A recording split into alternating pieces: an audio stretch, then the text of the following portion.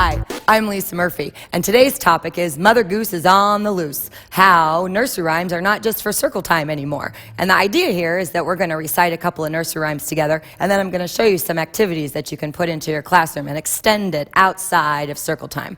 But the first order of business is making sure that everybody actually knows the nursery rhymes. Not everybody knows the nursery rhymes. Many of the people I work with don't know them, and you can't assume that some of the kids that come into your classroom, you can't assume that everybody knows them. So my first suggestion is that you get this book, The Real Mother Goose, because it's got a lot of nursery rhymes in it. And this way, if you don't know them, you can teach yourself, and this way you can have it as a resource for the kids in your classroom.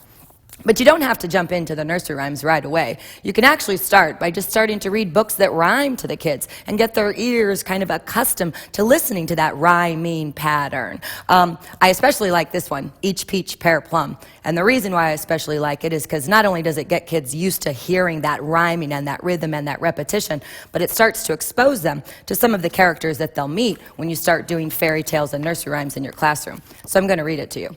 Each peach, pear, plum, I spy Tom Thumb.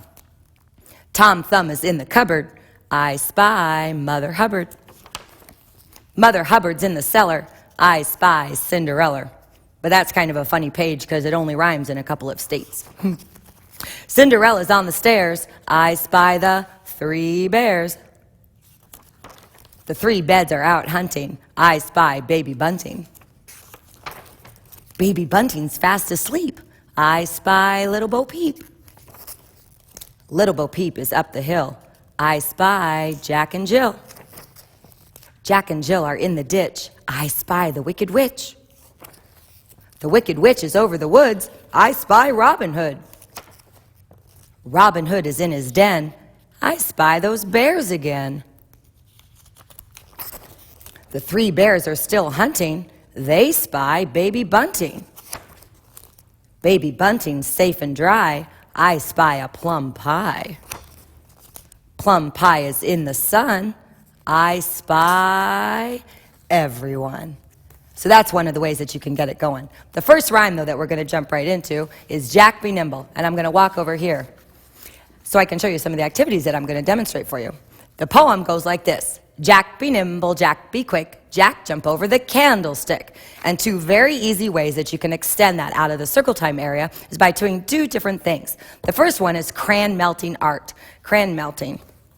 This is a crayon melter. Actually, it's just a warming tray, but we had to cut the cord because we almost accidentally set the Boston Library on fire, but that's a story I'll tell you another time. But you plug in your warming tray, and then on top of it, you can put either some regular paper or some foil or some wax paper, and as you set it down on the table and you plug it in, you're going to be sitting right here. You put the paper on the top, and then the child can rest their non-dominant hand right here on this hot pad, and then they'd be holding a crayon with their other hand. And of course, the tray is getting warm, and as they color on the paper, that crayon, it's going to start melting all over. It's very soothing, it's very calming, and it's a wonderful art activity that you can extend out of Jack Be Nimble. The other one that I'm going to suggest for you is adding, very simply, some birthday party candles to the props that you put out for your Play-Doh. I have a regular batch of Play-Doh here. Kids like to squish it, and they like to pound it. And so one of the things we're going to do differently now is take the idea of a candle and put it out. They can pretend now to do birthdays. They can pretend they're Jack be quick and Jack be quick and jump over the candlestick. They could try that as well. The next rhyme that we're going to do is 1, 2, buckle my shoe. And it goes like this. 1, 2, buckle my shoe. 3, 4, shut the door. 5, 6, pick up sticks. 7, 8, lay them straight. 9, 10, a big fat hen. And a couple years ago, we had a little boy in our class, and his name was Curtis. And for whatever reason, Curtis would always recite this poem like this. 1, 2, buckle my shoe. 3, 4, shut the door. 5, 6, pick up sticks. 7, 8, lay them straight. 9, 10, I got a big fat tummy. And nobody really knew why he did it, but every time we would say this poem, that's what he did. And it got to be where